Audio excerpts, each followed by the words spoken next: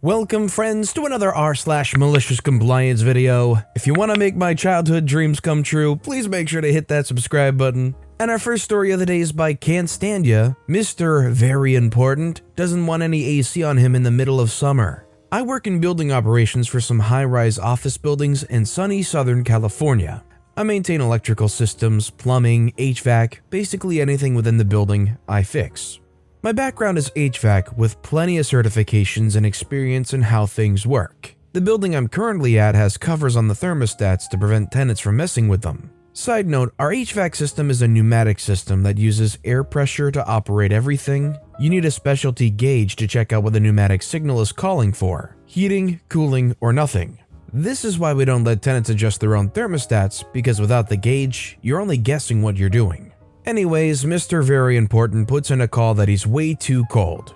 No problem. I go up and find his thermostat has had the cover pried off and set to 68 degrees, and then half put back on. I check my gauge and it's operating properly for being set at 68. I adjusted back up to 72, which is standard temperature, and let Mr. Very Important know someone had messed with the thermostat and that's why he was so cold. Halfway through telling him, he cuts me off and says, "I don't care about the thermostat, I want these vents shut down. I don't want to feel any air." I try to explain it will be a lot more comfortable in a few minutes, and shutting the vents is not a good idea in the summer. Well, Mr. Very Important isn't having it. After all, he's very important and knows better than me how comfort cooling works, despite my decade plus of experience. And to top it off, he's an absolute jerk about the whole thing. After being cut off for the third time, I finally had enough and said, "Okay, no problem. You want the vents completely shut?" And he responds, "Yes, if I feel any air blow on me, we're going to have issues that your boss will have to sort out." So I shut the vents completely at the damper at the AC box. No air will come out. Well, I've dealt with very important people before, and I know what to expect. So I put a note on the work order. Mr. Very Important asked for no air to come out of the vents in his office, despite my objections, so the vents have been shut per tenant request. If you're aware, the West Coast is going through a gnarly heat wave right now, so naturally Mr. Very Important puts in a call, "The office is too hot." I accept the call, but I go on my way doing my normal duties, which I'm very busy with, as we just had 1 of 4 people on our team leave.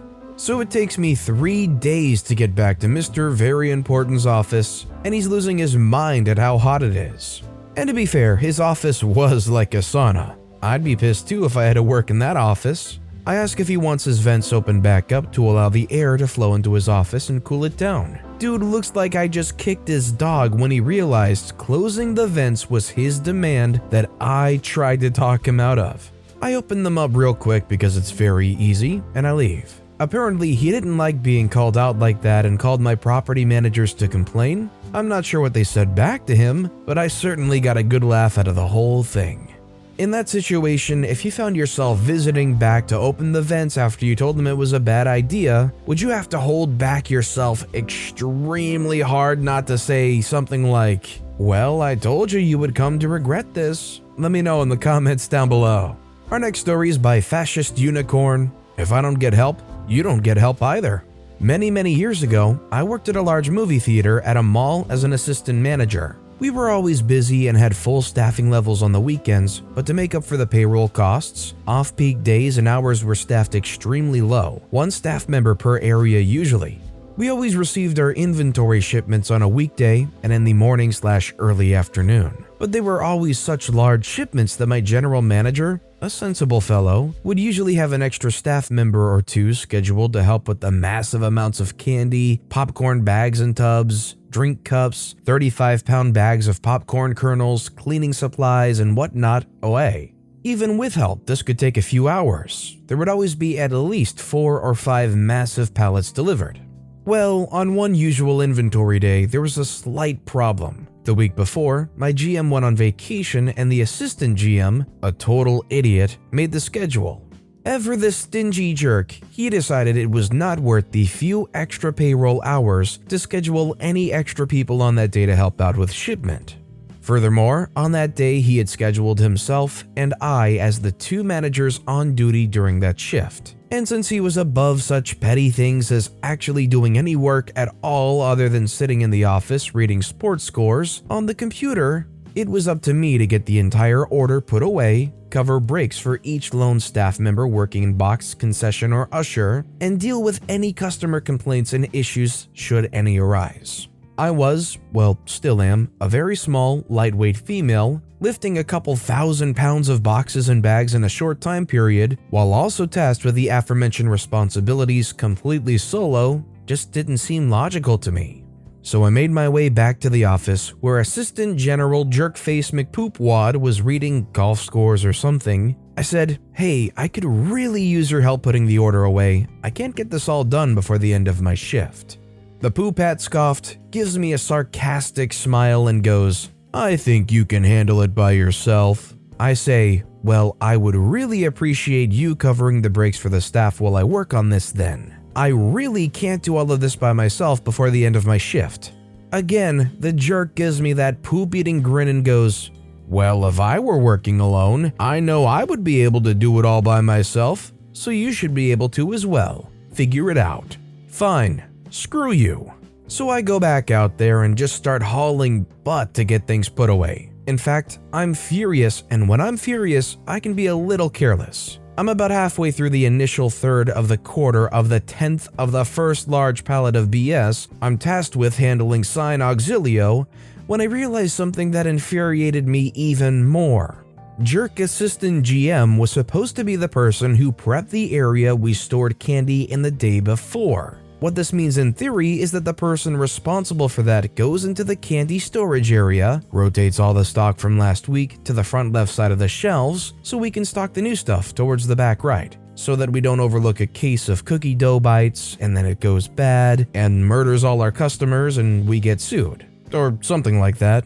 Anyway, since the jerk did not do this, I now not only have to put this stuff away myself, I'm also now responsible for rotating the existing boxes on the shelves in a neat stack on the left before I can even think about unloading this pile of overpriced diabetes chow. So now I'm just a whirlwind of candy shuffling fury. As fast and carelessly as possible, I'm just punching boxes into their rightful positions without any regard to their delicate innards. I don't know if M&Ms can bruise, but some of them probably did that day. My rage was actually helping me out quite a bit until I got to the Twizzlers. For you lucky souls that have never stacked boxes of bulk candy before, most of them are reasonably sized at about 5 to 10 pounds a box. So while there are a lot of them, they are reasonably manageable.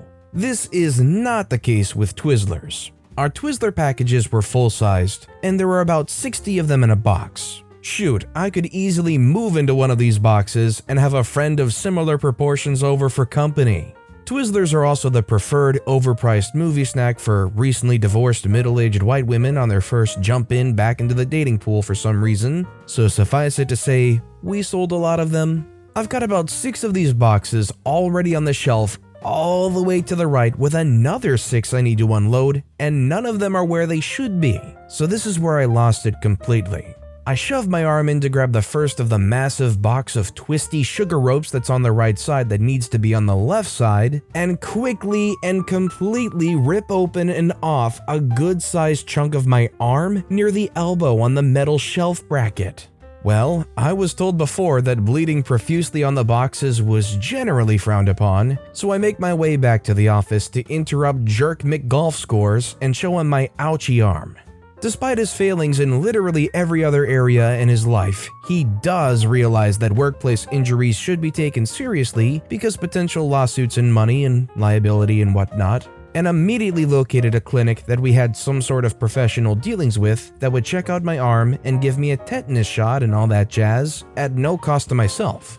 I was pretty hysterical at this point, although not as he thought over my injury, and he assumed I was upset about having to lose hours. I was hourly, you see, and assured me that I would receive pay for the full day of work. So I got to go to the clinic, get patched up in my tetanus shot, and be home about 3 hours prior to the end of my shift, while I had the knowledge that the jerk now had to go and rotate the stock, get the order put away, cover breaks, and handle people complaining that Saw 3 wasn't the intellectual cinematic masterpiece that they thought it would be, and could they pretty please get their money back even though they watched the whole thing? Please, it was just really gory and they weren't expecting that. Okay, what's the number for corporate then? While I got to sit at home receiving full pay for the rest of that day.